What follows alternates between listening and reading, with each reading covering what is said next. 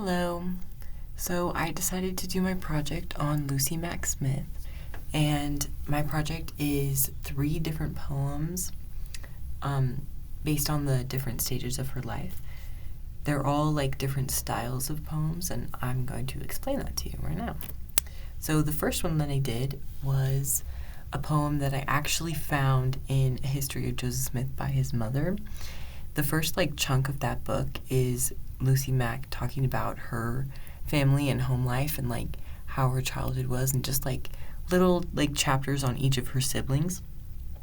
One of those chapters included a poem that her sister Lavina wrote, or it was a hymn, I guess, that she composed, but that's kind of the same as a poem. So I decided to use that formatting to make this poem. I used the same syllables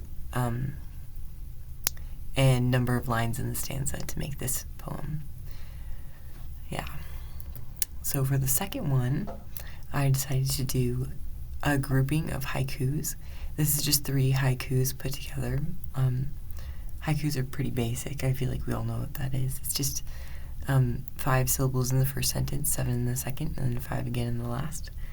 The way that I was taught to do haikus was the first sentence is just strictly about nature, or whatever you're talking about, and then the second sentence would be strictly about what you're thinking about or what your subject is thinking about, and then your last sentence will be putting them together. So the first 2 sort of are not related, they need to seem like they're not related, and then in the second sentence you bring everything together, and it's kind of fun. So I tried to do it like that. I'm hoping it worked out okay. So those are the 3 different haikus that I made for this little middle section.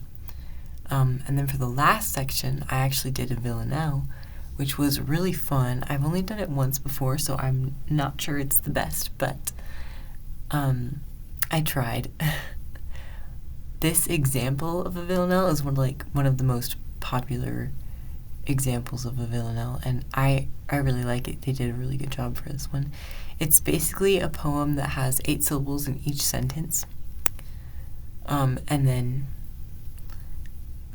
2 of the lines will repeat in every sentence.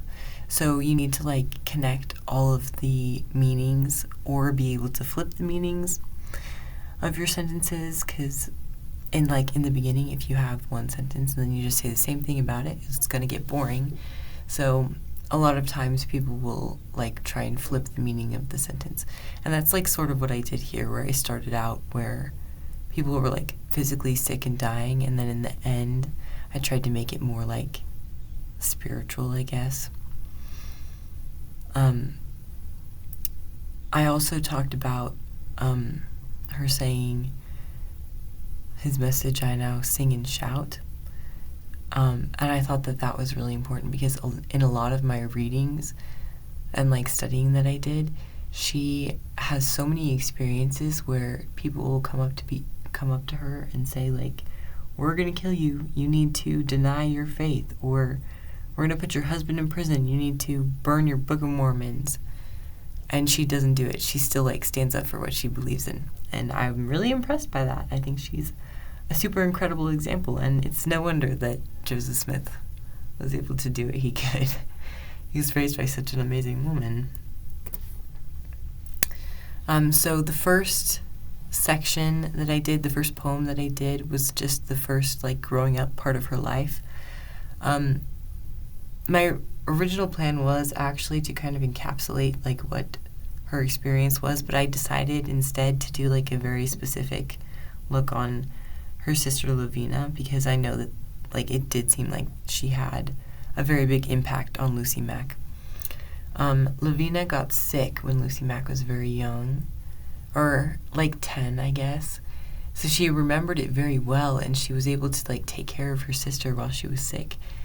And I sort of really stuck to that idea and that moment of her life while I did the first poem.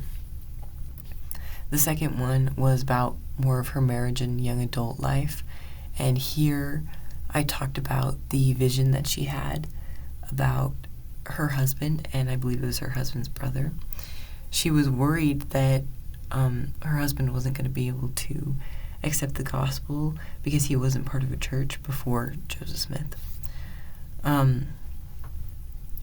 And so then she like had this question in her mind, and she had this dream or vision of these two trees, and one of them would like bend and sway in the wind and the other would not. And that was sort of like the one that was bending and swaying in the wind was the one that would be flexible and be able to accept the gospel when it came. And that was her husband, and the other one was going to be rigid and stiff and would not be able to accept the gospel, was her husband's brother. So I thought it was really cool that she had this vision and was able to receive answers, and also that she had this question, you know, and she asked, which I think is one of the most important parts. So I sort of talked about that in my second poem. It's not quite like, it's not exactly what this story is, but I think it's more of like how she might have been feeling in that moment. So for the last one, I did more of her later years and like the experiences that had happened after Joseph Smith restored the church.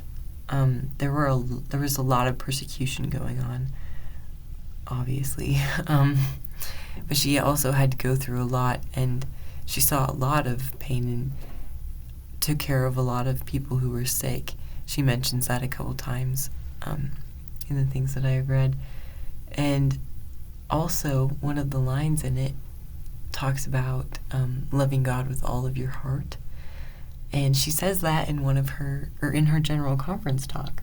And I thought that was really cool and really important because she's the first woman to be in a general conference, like a speaker in a general conference. So I thought that was really cool, and I wanted to add that. Okay, that's my project. I hope you guys like it.